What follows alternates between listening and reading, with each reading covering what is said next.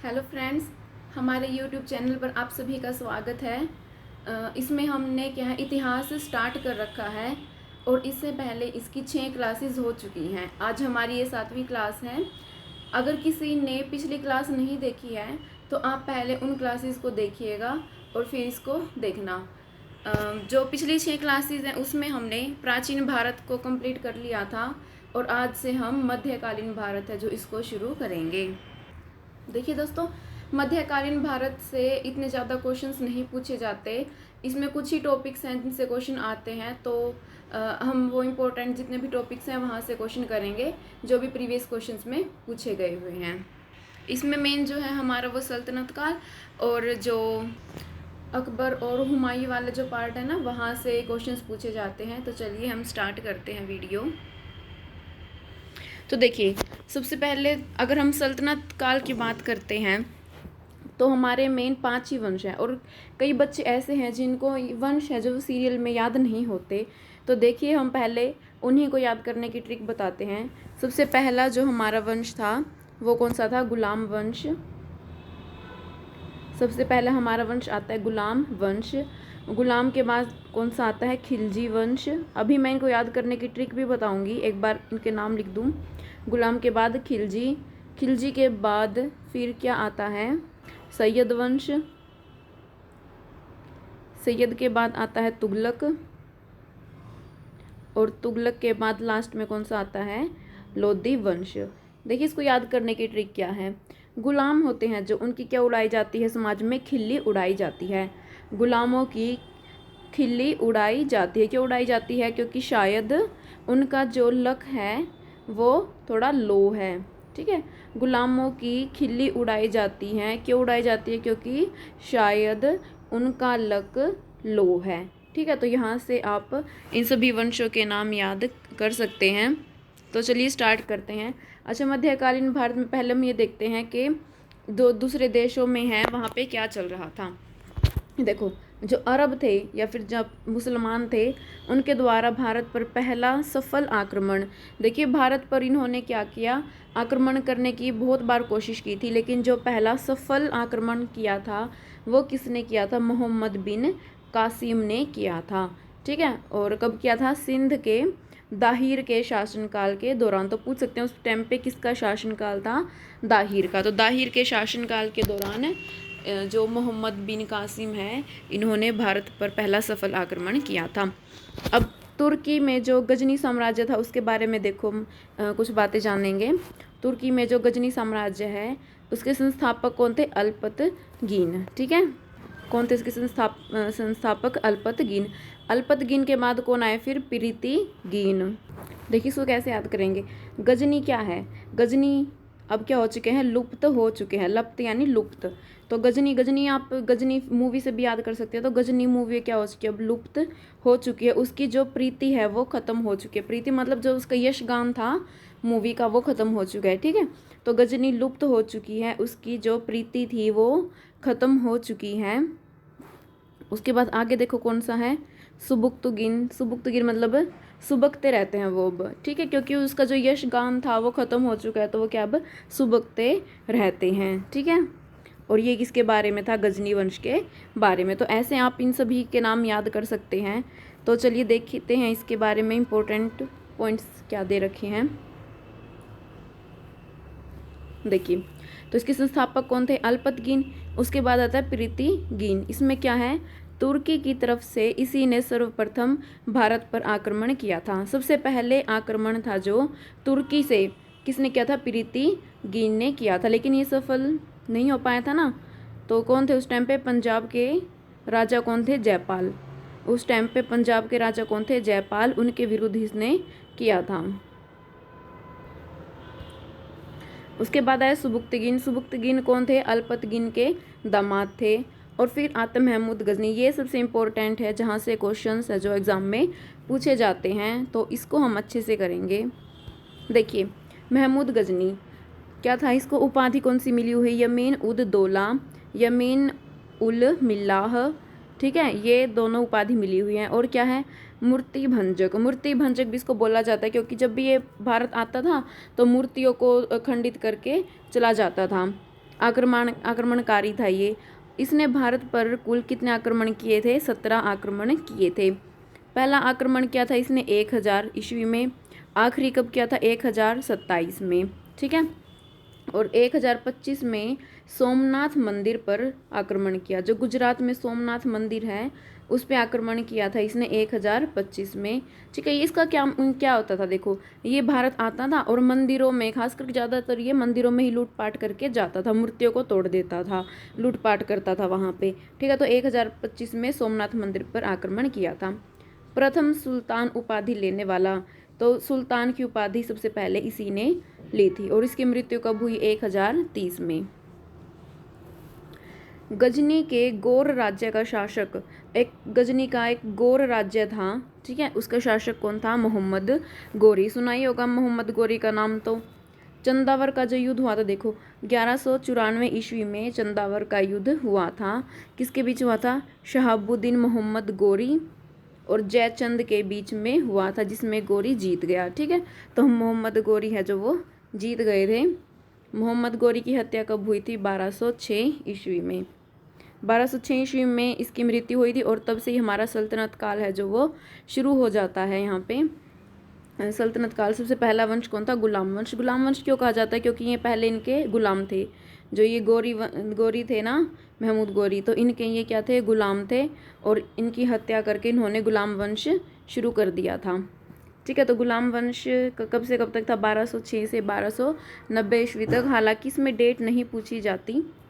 तो गुलाम वंश के संस्थापक कौन थे? कुतुबुद्दीन ऐबक, ठीक है, कुतुबुद्दीन ऐबक। राजधानी क्या बनाई थी इन्होंने? अपनी लाहौर बनाई थी। जो कुतुब मीनार है उसकी नींव भी किसने रखी थी? कुतुबुद्दीन ऐबक ने। दिल्ली के कुवैत उल इस्लाम मस्जिद, जिसको जामा मस्जिद कहा जाता है, इसका निर्माण भी किसने करवाया था? कुतुबुद्दीन ऐबक ने, ठीक है। तो कुवैत उल इस्लाम मस्जिद यानी जामा मस्जिद का निर्माण कुतुबुद्दीन ऐबक ने करवाया था। अच्छा, इनकी मृत्यु देखो कैसे हुई? 1210 ईस्वी में चौगान खेलते समय ये घोड़े से गिर गए थे और तब इनकी मृत्यु हो गई थी। उसके बाद देखो, अजमेर में 2.5 दिन का झोपड़ा है जो ये, इस मस्जिद का निर्माण किसने करवाया था? कुतुबुद्दीन ऐबक ने। अजमेर में 2.5 दिन का झोपड़ा मस्जिद का निर्माण करवाया था कुतुबुद्दीन ऐबक ने। इसे क्या कहा जाता है? लाख बख्श कहा जाता है। क्यों कहा जाता है? क्योंकि ये लाखों का दान करने वाला था, तो इसे लाख बख्श कहा जाता है। इसके सेनापति बख्तियार खिलजी ने नालंदा विश्वविद्यालय तुड़वा दिया था, ठीक है। तो इसका सेनापति था बख्तियार खिलजी। उसने क्या किया था? जो नालंदा विश्वविद्यालय था बिहार में उसको तुड़वा दिया। और इनके बाद कौन बनते हैं फिर? आराम शाह, ठीक है। आराम शाह कौन थे इनके? एक मिनट, देखिए आगे। इसके बाद कौन आते हैं? इल्तुतमिश। पहले थे आराम शाह, आराम शाह के बाद कौन आए हैं? इल्तुतमिश। देखिए, आराम शाह के बारे में कुछ ज़्यादा इम्पोर्टेंट नहीं था, तो इसलिए इसके बारे में कोई भी फैक्ट नहीं लिखा हुआ है। इसके बाद इल्तुतमिश आते, ये बहुत प्रभावशाली शासक थे। देखो ये कौन थे? कुतुबुद्दीन ऐबक है जो इनके दामाद थे ये, और 1210 ईस्वी में ये गद्दी पर बैठे थे। इन्होंने क्या किया था? राजधानी दिल्ली बनाई थी, ठीक है। तो मेन जो सल्तनत काल है, दिल्ली सल्तनत काल, वो इल्तुतमिश के समय से ही स्टार्ट होता है, क्योंकि इसी ने अपनी राजधानी दिल्ली बनाई थी। इससे पहले राजधानी कौन सी थी? लाहौर थी। तो इसने क्या किया था? एकता प्रणाली है जो वो चलाई थी, और कुतुब मीनार पूरा इसी ने करवाया था। जैसे कुतुब मीनार की शुरुआत थी, जो नींव थी, कुतुबुद्दीन ऐबक ने डाली थी, लेकिन इसको पूरा किसने करवाया था? इल्तुतमिश ने। इसके बाद हम आगे क्या देखेंगे? देखो, कुतुब मीनार है जो, उसकी कुछ पार्ट टूट जाते हैं, तो उसकी आगे मरम्मत भी करवाई थी एक राजा ने, उसके बारे में हम आगे पढ़ेंगे। तो क्योंकि कुतुब मीनार को लेकर हमें 3 नाम याद रखने होते हैं।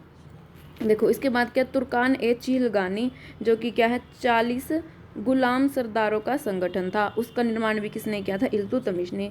तुर्कान ए चिलगानी पूछ लेते, तुर्कान ए चिलगानी है जो, इसका निर्माण किसने किया था? इल्तुतमिश ने, जो कि क्या था? 40 गुलाम सरदारों का संगठन था। शुद्ध अरबी सिक्के है जो, वो इल्तुतमिश ने ही चलवाए थे, और 1236 में इसकी मृत्यु हो जाती है। इसके बाद आ जाते हैं फिर रुकनुद्दीन फिरोज, जो कि इनके बेटे थे, रुकनुद्दीन फिरोज। लेकिन ये एक प्रतापी शासक नहीं थे, तो इनके बाद इनकी बहन बन जाती है रजिया सुल्तान है जो, वो सल्तनत की गद्दी पर बैठती है। क्योंकि ये तो एक नाकाम शासक घोषित हुए थे, तो इनकी बहन है जो रजिया सुल्तान, ये बैठ जाती है 1236 में। ये पहली मुस्लिम महिला शासक थी, ठीक है, मुस्लिम में पहली महिला शासक थी ये। और मतलब वहाँ के लोग जो प्रजा है वो इसका विरोध करने लग जाती है, क्योंकि उस टाइम पे महिला को कभी नहीं बिठाया जाता था, तो पहली महिला थी जिसको सल्तनत की गद्दी पर बिठाया था, इसलिए सभी लोग इसका विरोध करने लग गए थे। और इनके पति का नाम क्या था, अल्तुनिया। फिर ये क्या करती है, अपनी जान बचा, जैसे इसके पीछे पड़ गए थे लोग मारने के लिए, तो अपनी जान बचाने के लिए भाग गई थी ये, और 1240 में क्या इसकी कैथल में हत्या कर दी गई थी। रजिया सुल्तान के बाद कौन आते हैं फिर, बहरम शाह। बहरम शाह आते हैं, इनके बारे में भी कुछ खास इन्फॉर्मेशन नहीं है। फिर अलाउद्दीन मसूद शाह आते हैं, फिर नसीरुद्दीन महमूद आते हैं। देखो नसीरुद्दीन महमूद के बारे में क्या है, ये टोपी सीकर जीवन निर्वाह करता था। तो पेपर में पूछ लेते हैं, ऐसा कौन सा सल्तनत शासक था जो टोपी सीकर जीवन निर्वाह करता था, तो वह नसीरुद्दीन महमूद। बलबन की पुत्री, अभी हम बलबन के बारे में पढ़ेंगे आगे, तो जो बलबन की पुत्री है इससे इसने विवाह किया था, ठीक है। इसके बाद कौन आता है, बलबन। ये भी बहुत ही प्रतापी शासक था, बहाउद्दीन इसका नाम था, तो बलबन इसको शॉर्ट में बोलते थे मतलब। तो बलबन आ जाते हैं, ये कौन था, इल्तुतमिश का गुलाम था ये, ठीक है, इल्तुतमिश का गुलाम था। इसने क्या किया था, तुर्कान ए चिलगानी जो कि इल्तुतमिश ने बनवाई थी उसका विनाश कर दिया इसने, ठीक है। तुर्कान ए चिलगानी का विनाश किसने किया था, बलबन ने। नवरोज उत्सव जो मनाया जाता है आज के टाइम पे, नवरोज मनाते हैं जो नवरोजा, उस उत्सव का प्रारंभ भी किसने किया था, बलबन ने। इसने क्या किया था, लौह एवं रक्त नीति है जो वो अपनाई थी। तो पूछ लेते हैं, लौह एवं रक्त नीति किसने अपनाई थी, बलबन ने। इसके कवि कौन थे, अमीर खुसरो, अमीर हसन इसके कवि थे। उसके बाद लास्ट में कौन आ जाते हैं, शमुद्दीन कैमूर्स, ठीक है। उसके बाद देखो तेमुचिन यानी चंगेज खां, जिसका नाम भी सुना होगा आपने, तेमुचिन यानी चंगेज खां मंगोल चीन का निवासी था, ठीक है, मंगोल का ये निवासी था। इसने इल्तुतमिश के शासनकाल में भारत पर आक्रमण किया था। उसके बाद दूसरा वंश है हमारा खिलजी वंश, जो कि 1290 से 1320 ईस्वी तक रहा था। इसके संस्थापक कौन थे, जलालुद्दीन फिरोज खिलजी। देखिए इसमें कुछ ज़्यादा इंपॉर्टेंट नहीं है, सिर्फ दो ही नाम आपको याद रखने हैं। एक तो ये जलालुद्दीन फिरोज खिलजी जिसने की स्थापना की थी, और दूसरे जो थे इम्पोर्टेंट वो है अलाउद्दीन खिलजी, ठीक है। तो सबसे पहले देखो जलालुद्दीन फिरोज खिलजी, इसने क्या था, राजधानी को किलोखरी बना लिया था, किलोखरी में अपनी राजधानी बनाई थी। फिर इसके भतीजा थे, एक भतीजे भी थे और दामाद भी बोल सकते हैं उसको, क्योंकि वो बेटी से शादी की थी, तो भतीजे और दामाद थे अलाउद्दीन खिलजी। इसने क्या किया था, अलाउद्दीन खिलजी ने इसकी हत्या कर दी थी, जलालुद्दीन फिरोज खिलजी की। ये मूवी भी आपने देखी होगी, एक मूवी भी आई हुई थी इसी पे। तो अलाउद्दीन खिलजी ने क्या किया था, इसकी हत्या कर दी थी। शायद पद्मावती नाम था मूवी का, मेरे को इतना कंफर्म याद नहीं है, पर इसकी एक मूवी आई हुई है, आपने वो देखी भी होगी शायद। तो अलाउद्दीन खिलजी ने क्या किया था, जलालुद्दीन फिरोज खिलजी की हत्या कर दी थी और खुद गद्दी पर ये बैठ गए थे। देखो इनको उपाधि क्या क्या मिली है, सिकंदर ए सानी, ठीक है, सिकंदर ए सानी। बचपन का नाम इनका क्या था, अली था, और गुरशास्प, ठीक है, ये इसके नाम थे। अच्छा ये पूछ सकते हैं स्थाई सेना की नींव किसने रखी थी, तो ये अलाउद्दीन खिलजी ने रखी थी। स्थाई सेना नहीं होती थी इससे पहले, इसी ने नींव रखी थी, और उन्हें नकद वेतन देना भी इसने शुरू कर दिया था। इसके सेनापति थे एक मलिक काफूर, ठीक है, मलिक काफूर जो कि इसकी बहुत हेल्प करते थे। और इसकी मृत्यु कब हुई थी, 1316 में। इसने कर लगाए थे, तो ये था 1/2 कर, जो भूमि माप जितनी भूमि होती थी उसका 1/2 कर लगाया था इसने। चराई कर लगाया था, मतलब जो चरवाहे अपने गाय भैंस को चराते थे। और कौन से कर लगाए थे, घरी कर, मुस्तखराज। मुस्तखराज क्या होते थे, जो राजस्व एकत्रित करते थे उनको मुस्तखराज बोला जाता था। और क्या क्या था इसने, देखो घोड़ा दागने, सैनिकों का हुलिया लिखने की प्रथा जो इसी ने शुरू की थी। जमैत खाना मस्जिद का निर्माण करवाया था इसने।